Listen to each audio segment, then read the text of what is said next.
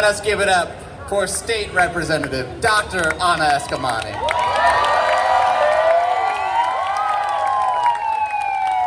How's it going, Orlando? I am so grateful to the organizers for bringing us out together today for some good trouble. For those who don't know me, my name is Dr. Ana V. Eskamani. District 42 in the Florida legislature, and of course, running to be Orlando's next mayor. But beyond that, I'm also the daughter of working class immigrants from Iran, a proud graduate of Orange County Public Schools and the University of Central Florida, and someone who believes in people over politics always.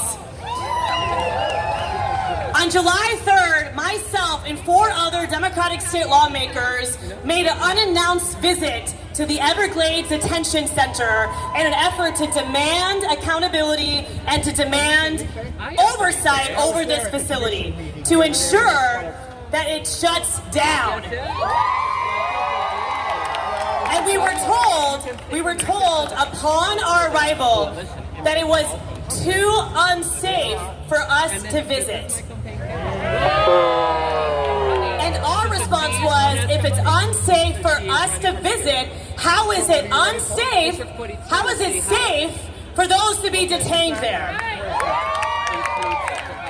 And since then, we have filed a lawsuit suing Governor Ron DeSantis.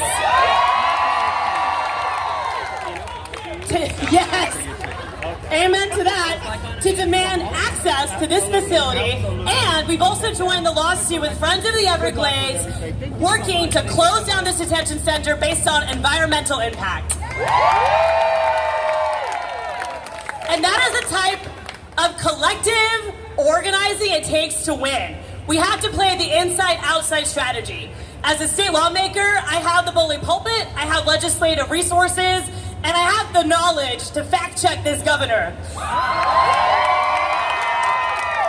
And let me tell y'all, when we started pulling contracts off the Florida State website, showing how much public money is being spent to build this detention facility, to manage this detention facility with your tax dollars, guess what happened? They pulled the contracts off the website. I already saved all of them. But it just goes to show how essential it is that we are wicked fast, that we are direct and organized, and that we work in partnership with grassroots organizations. And so I do want to give a huge thank you to the Immigrants Are Welcome Here Coalition, the 5051, to all of the organizations who are on the ground, and to many of the nonprofits who've been doing this for a very long time. I know for some folks it might be your first moment of advocacy, especially in the immigrant rights space. So let's give some flowers to the organizations who've been doing this work for a long time. Hope Community Center, the Farm Worker Association, Florida Immigrant Coalition, Orlando Center for Justice, Community Justice Project. Every day people ask me, how can I get plugged in to support the immigrant community? Those are the organizations that need your time and your money and your talent right now. And so please, don't just show up to protest. Help be a part of our efforts to keep ICE out of Orlando and to help support those who are navigating unregulated immigration status. And so we're here today because we believe in America where families aren't torn apart, where freedom doesn't depend on your zip code, skin color, or immigration status, where justice isn't a privilege, it is a promise. But as we know, that promise is under attack, and as we've seen with this detention camp hidden deep in the Everglades and Chrome Detention Center in Miami, where people are being held in inhumane conditions, far from the public eye, we've seen it in the way that immigrants have been scapegoated and criminalized, not because of what they've done, but because of who they are. We've seen that promise broken through major tax breaks to the wealthy, while Medicaid is cut, and today we've seen it with the defunding of PBS and NPR, which Congress is voting on as we speak. We've seen it in the abortion bans across the country, the attacks on the LGBTQ plus community, and the attacks on our federal workers and unions. Meanwhile, the cost of living continues to be incredibly high. Right here in Florida, wages remain stagnant, teachers are leaving the field in droves, and everyday people struggle to get by. The same voters who voted for President Trump are struggling to get by, while others are being detained and deported. Never let any politician tell you that we don't have the money to solve these problems, because we do. Just look at how this Everglades Detention Center was built in 8 days with your money. It's not about money, it's about will. That's right. We have to elect people that have the will to solve these problems, because let me tell you, for too many politicians, it's easier to scapegoat immigrants than to actually hold corporations accountable for their exploitation of our people and resources. What we're seeing right now in the Everglades and throughout other parts of the country is cruel, it's costly, it's not who we are, and it does not make anyone more safe or secure, especially when reports have told us that hundreds of those being detained in the Everglades right now have no criminal record. And myself and Senator Carlos Guillermo Smith, we visited the detainees here in the Orange County Jail, and I can tell you that out of the 30, 40 men that were there, none of them had criminal records. They all work in construction, roofing, plumbing, doing jobs that nobody else wants to do, paying taxes, raising families, and adding to the incredible fabric that is this country. They should not be detained. They should not be deported. So what do we do next? If we don't get it, shut it down. That's the plan with the Everglades Detention Facility. We are shutting that place down. But on all these fights, we have to keep going, not with fear, but with organizing.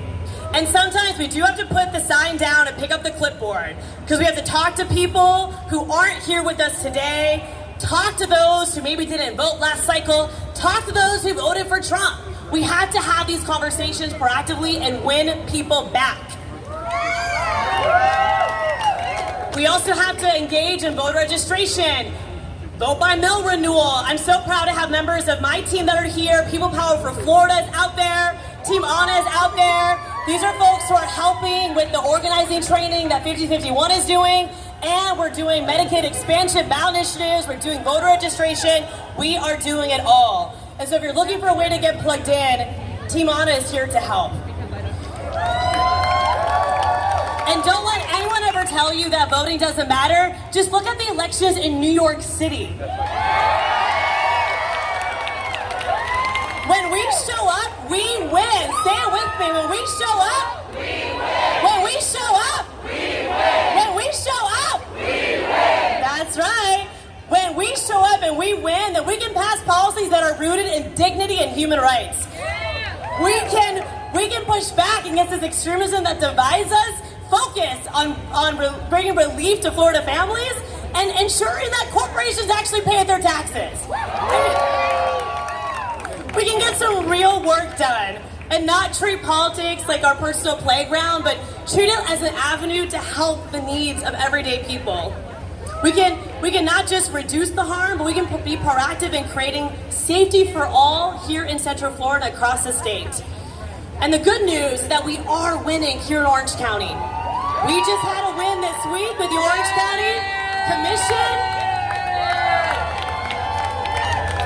Not just on pushing back on ICE, but also in smart planning and smart growth and pushing back against developers. Those are wins that we had right here in Orange County. But all we have is one another, because the truth is we can't build a future of freedom and safety unless everyone is included. That means immigrants, that means LGBTQ plus folks, that means working families, people of color, people with disabilities, people living in poverty, and the working class. All of us are in this together. So let's be loud, let's be bold, and let's remind those in power that we are not going anywhere. We are the majority, we are the movement, and we will win. Thank you, Orlando. Let's keep fighting.